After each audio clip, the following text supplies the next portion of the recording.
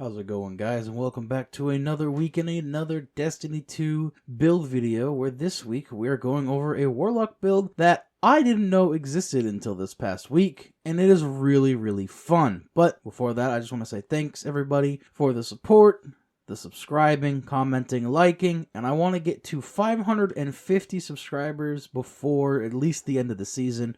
Still have plenty of time, so with that, let's get started with the build. For this week's video, we're going to be taking a look at Winter Guile, which comes with the exotic perk Warlord's Sigil. Eliminating enemies with melee attacks increase your melee damage. This will stack up to 5 times after 5 kills for 650% bonus damage on your melees, allowing you to nuke high health targets as well as champions. This build will also allow us to get our melee back immediately after using it, allowing us to chain our melees and keep those 5 stacks from Warlord Sigil up for a consistent 650% damage boost to our melee. And the best part is, pairing this with the new Lightning Surge melee on our Warlocks, the jolts that come from this ability will also count for the Warlord Sigil activating, and it will also get increased by the same amount of damage that we do from the Warlord Sigil, boosting that original jolt damage to 650% damage. However, most things aren't going to survive the initial melee. So with that, let us go over the class setup. For our class setup, the first thing we're going to look at is Electrostatic Mine. Defeating targets with arc abilities or defeating jolted or blinded targets create an Ionic Trace. Collecting an Ionic Trace makes you amplified. With this, we are going to make Ionic Traces with ease because of our melee, giving us additional ability energy upon picking them up, or in this case when they track to you. Also, when we pick up an Ionic Trace, we will become amplified, which will feed into another mod later in this build, and we will be able to consistently take advantage of Speed Booster after sprinting for a while after being amplified. This is a very good way, just a neutral game way to get a lot of ability energy back, and since we're trying to get our melee back immediately, being able to create these Ionic Traces is going to be a huge thing for this build. The next thing we're going to look at is Lightning Surge. While sliding, activate your charged melee ability to blink forward, calling down lightning strikes that jolt targets as you rematerialize. This is the main feature of this build. This new melee ability for the Warlock hits really hard, and only hits harder due to the Warlord Sigil perk on Winter's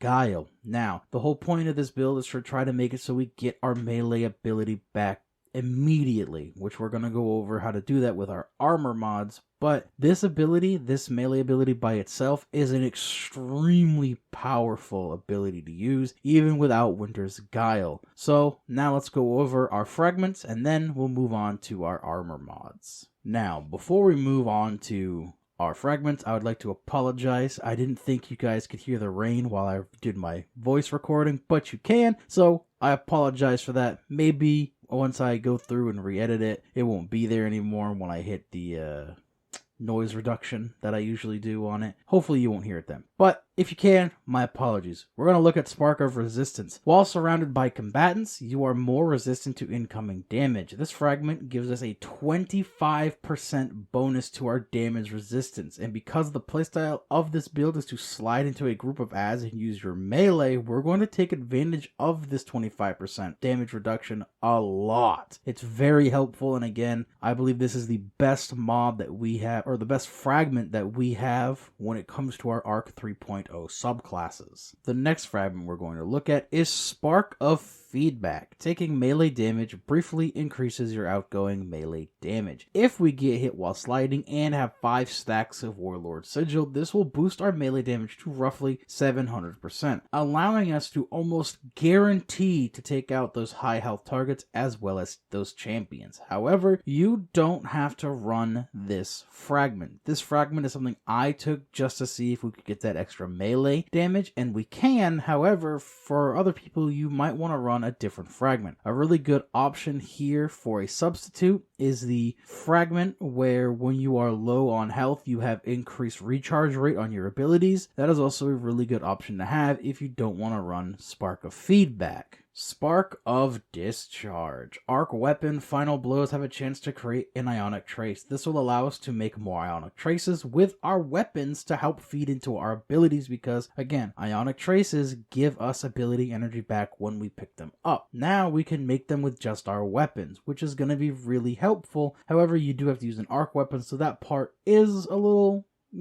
not so great, but there are a lot of really good arc weapons that we can use to help this build. You have things like Risk Runner, Cold Heart, Delicate Tomb. You have the Come to Pass auto rifle from the Throne World. You have the Brigand's Lost Sidearm that comes with Season of the Plunder. You have Tarnished Metal, the Scout rifle that also comes with this season. There's a lot of really good options for you to use and run with this build to take full advantage of this fragment. And finally, we have Spark of Ions. Defeating a jolted target creates an Ionic Trace. Just like Discharge, this is here to give us more Ionic Traces. The cool thing is, when you defeat an opponent with the Lightning Surge melee, you get the Ionic Trace from Electrostatic Mine, and you get the Ionic Trace from Spark of Ions. You're using an ability and defeating a jolted target. It's really nice. And if you have a weapon with Volt Shot, like Brigand's Law or Tarnished Metal, that Volt Shot kill will now also generate an Ionic Trace for you, allowing it to stack with Spark of Discharge, allowing you the chance to get 2 Ionic Traces from the one weapon kill. But that is our class setup. So now let's move on to the armor mods, where I have created a new layout for them. So we're going to test it out and we're going to see how it goes. Now, for the new mods layout, I'm going to go back to breaking it down from piece by piece, helmet, arms, chest, etc. But I'm only going over the mods that really influence this build, or things that I think are extremely helpful to have. So first things first, on my helmet, I ran hands-on. Gain bonus super energy on melee kills. This is a melee heavy build, so hands-on will allow us to get our super back faster, and we also are going to run melee Wellmaker. Powered melee combatant final blows spawn elemental wells that match our subclass energy type. Our melee will be able to spawn these for us, as it is the main focus of our build, and will allow us to feed into the other mods that we have in this build. This is a very important mod for this build. This is what gets everything else going. So now let's move on to our arms. The first mod on our arms that we're going to look at is Focusing Strike. Grants class ability energy when you cause damage with a melee attack. First things first, this is the one off the artifact because it only costs 1 and can go on any piece of armor, compared to the normal one that I believe costs 2 and can only go on void armor. This is again a melee heavy build, so we're going to use this to feed back into our rifts, allowing us to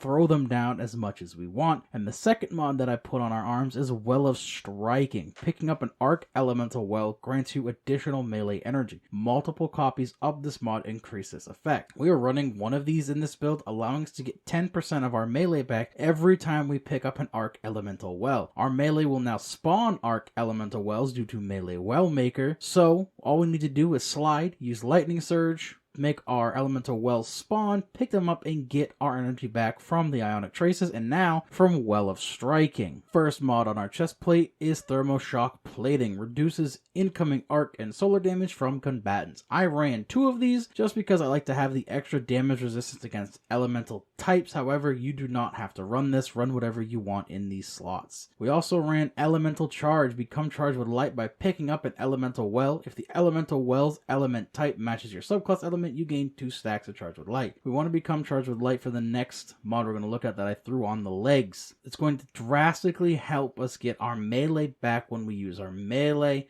So now our melee is going to spawn elemental wells. It's going to give us Ionic Traces. It's going to feed back into our melee with Well of Striking, and now it is going to make us Charged with Light. So let's move on to that mod next. For our legs, we ran Heavy-Handed. While Charged with Light, regain half your melee energy when you use a charged melee ability, consuming 1 stack of Charged with Light. With Heavy-Handed, we're going to get half our melee back when we consume one of these stacks of Charged with Light, allowing us to push ourselves to a full melee charge between the Well of Striking and the Ionic Traces, allowing us to chain that 650% damage bonus with ease, allowing us to just wipe groups of adds, destroy high health targets, and potentially just just absolutely nuke champions and higher end content. It's a very nice mod to have. Of course, it's a melee based build. Heavy-handed is a perfect fit for this build. On our bond, I ran Thunderous Retort, which allows us to get more super damage while we are amplified, and we are going to be amplified a lot of the time due to Electric Static Mind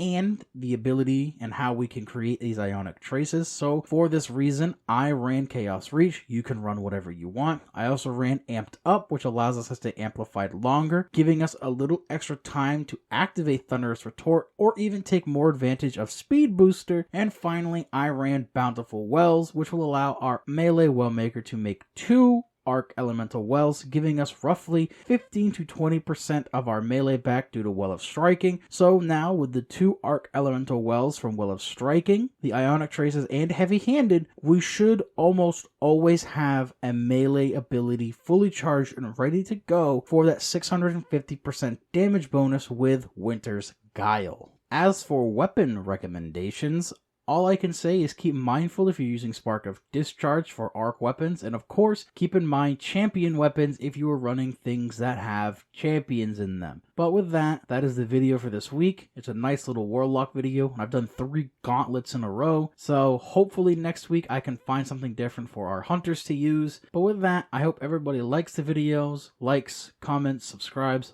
all that good stuff. Share with your friends, and I hope everybody has a good week.